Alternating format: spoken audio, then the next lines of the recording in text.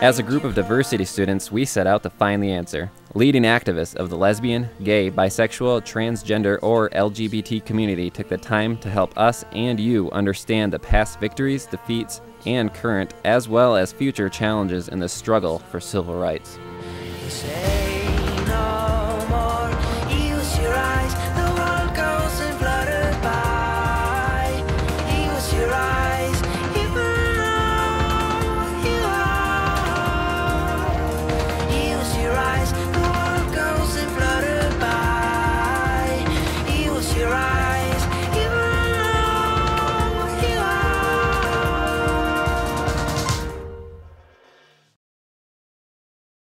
What is the goal of this LGBT Resource Center?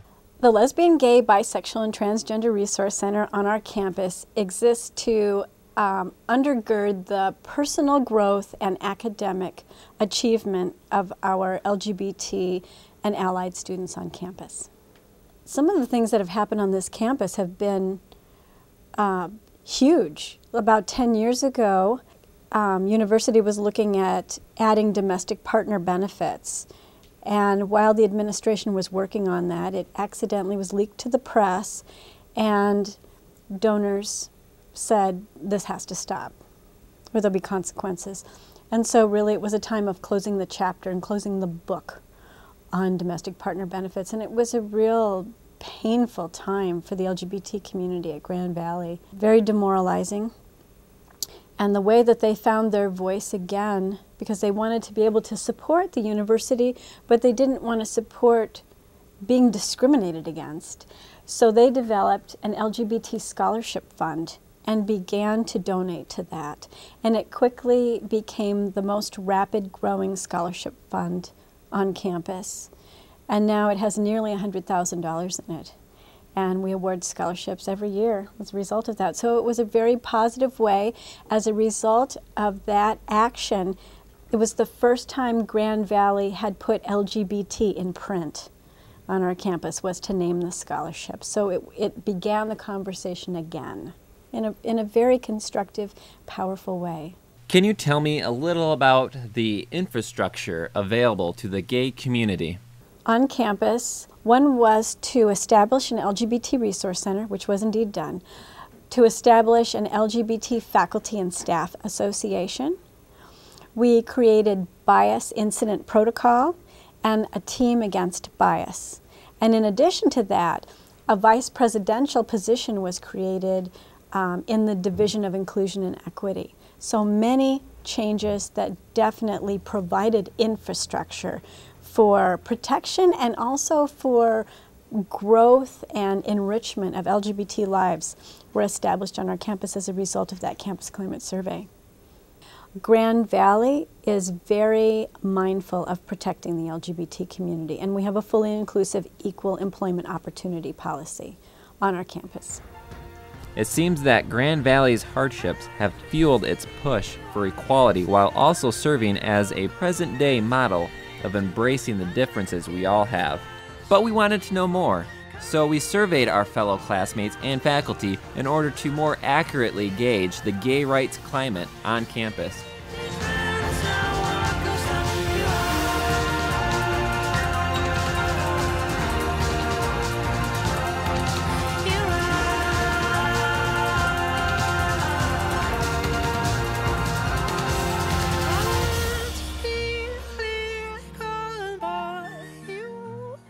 I'm a psychologist here in town, and I'm gay and Christian, and a big passion of mine is to help teenagers and adults who are gay, who come from conservative Christian backgrounds, to help them with their whole gay identity and their relationship with God and Christ. The Grand Rapids Press, or maybe it was Michigan Live, just did a big article about a gay bar that's gay-friendly and also straight-friendly that's been here for, I think, like 40 years, called The Apartment. And we have lots of gay-friendly churches in the area. Fountain Street Church is a venerable organization in our area and certainly has a history of supporting human rights efforts.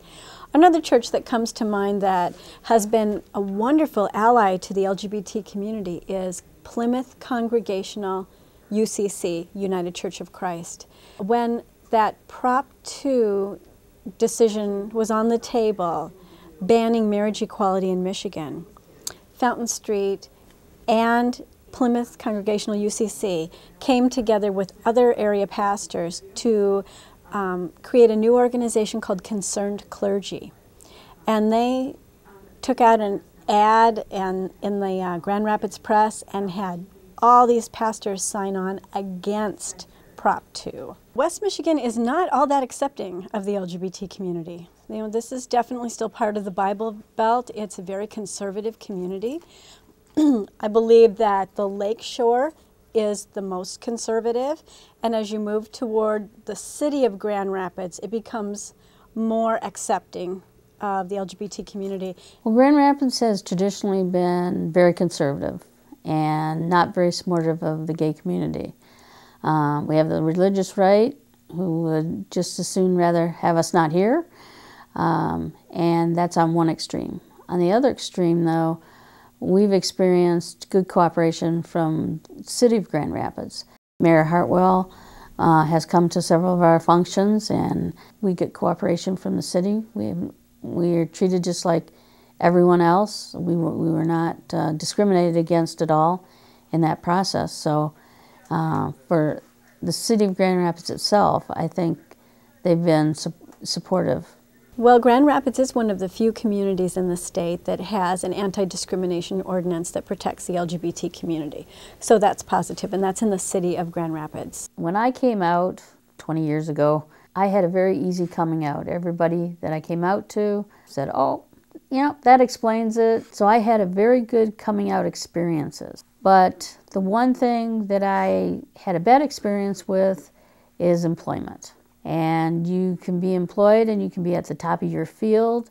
You can be dismissed for being gay. When I was a director, and as soon as it was found out that I was gay, all of a sudden I wasn't invited to meetings anymore. I didn't get memos. I didn't know what was going on. And of course, then not being able to do due diligence to the job. So it's not outright blatant discrimination, but it is discrimination just the same.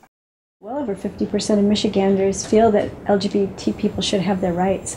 Close to 90% did not know that you could be fired for being gay and it was perfectly legal. So it's important to get the word out and to help people to understand the kind of society that they're living in. Grand Rapids is putting a lot of effort forward to be a cool city, you know, based on Richard Florida's model, and that includes a cornerstone of that is a diverse community. So in that way, it appears as though a larger space has been opened for the creative class, as it's called, and the LGBT community falls into that category as defined by his work. And certainly that could be true. If you look at all the renovation going on in downtown Grand Rapids and Art Prize, and there's sort of a hipster culture that's developing down there. But that would create a space for one part of the LGBT community, or for that, in that respect, for one part of the community in general, that hipster, young, upwardly mobile class. But that doesn't define the entire LGBT community, just like it doesn't define the entire Grand Rapids community. And so people of color or people from lower socioeconomic statuses do not have the creation of a larger space for them in Grand Rapids. In fact, they're being moved farther and farther out. Those kinds of dynamics do create people, I think, weaving together in community much more closely and being safety nets for each other. We've actually got a lot of organizations around Grand Rapids, so there's lots here at the network for the community, and I think when somebody's coming out or they just moved to this area, we're kind of the first contact. Grand Rapids has changed. It's changed a lot in the last 20 years, for the much better.